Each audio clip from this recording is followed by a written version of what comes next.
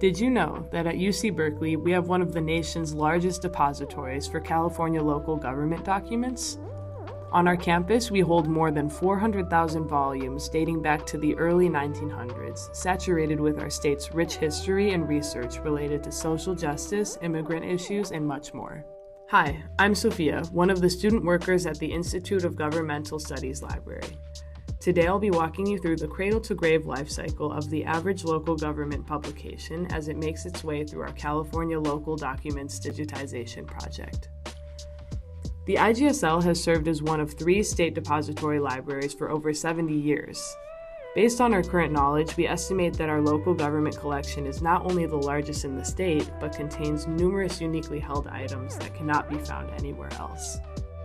Recognizing the need to make this sought-after information readily accessible to the public, we've embarked on a years-long, state-funded journey with our partners at the Internet Archive to digitize over 10,000 documents from cities, counties, and regional agencies across California.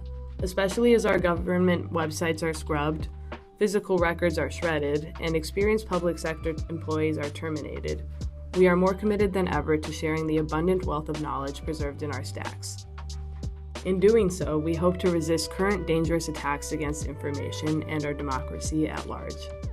Most people don't think that anything exciting happens at libraries, but the work we do nonetheless is incredibly important for not only democracy, but for the sake of preserving history and for the formation of our future. So in this video, we want to share what goes on behind the scenes. The first step to this process begins in the basement.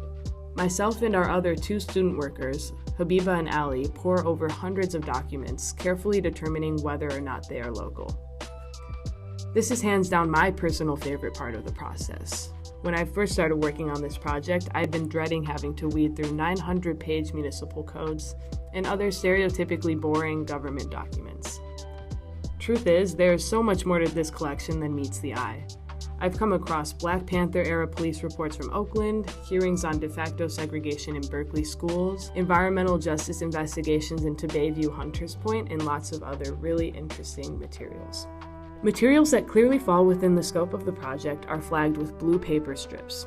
However, many local documents are not easily identifiable from the title page. Some particularly ambiguous documents require further review and are purple flagged to be brought to our library director.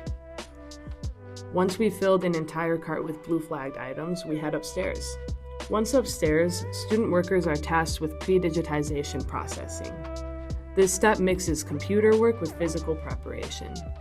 Beyond changing online item data, we also disbind documents, ensuring they can be spread apart properly for book scanning. Our project director, Catherine, makes sure our I's are dotted and our T's are crossed. We are working on a project that is getting that information out there and out there in a way that hopefully really gets rid of barriers to access. The intention, the audience for this collection is as broad as it possibly can be. We have been talking about these issues for decades, and we have evidence of, that can be pointed to that's been collected over decades to be able to really bolster arguments and, activism that's happening today. She checks whether materials are on the right cart, assembled in the correct order, and generates tracking spreadsheets. The cart is then wheeled down to the digitization lab. Meet Nick and Savannah, our Internet Archive scribes. While referring to the spreadsheets supplied by Catherine, they use specialized scanning equipment to digitize documents. These items eventually end up on the Internet Archive collection page.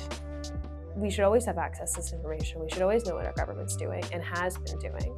When you're scrubbing that history, you're erasing those people, and you're no longer letting people have access to just straight up the facts. It makes it harder to hold your government accountable. It also makes it harder to know what was happening and what was going on and what people were actually thinking and feeling back then.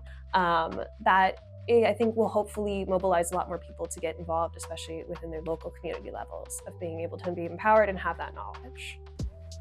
Once the card has been digitized, Catherine and Chris conduct an initial review of the documents, consulting with the scribes on process issues and potential improvements. They also create post-digitization reports for the student assistants and set aside documents for thorough quality control assessments. This cart is now ready for post-digitization, which is mainly handled by the student assistants. During this leg of the process, we conduct quality control checks to make sure digitization went smoothly, checking the original document against the digital version, and set aside any documents needing more attention. Our library director, Chris, uses her background in archival preservation to address these issues, ensuring these physical records are properly maintained for years to come. So essentially what we're doing with this project, with support from the California State Legislature and the library, is we're digitizing them, we're putting them up on archive.org, and making them freely, publicly available in digital format. So that means anybody in the state can access them. We're really hoping that city council members, community members, legislators, different organizations may find out about this. Journalists and historians will learn about this collection and see how they can utilize these historical materials in informing what is taking place today, and hopefully make better decisions for the communities.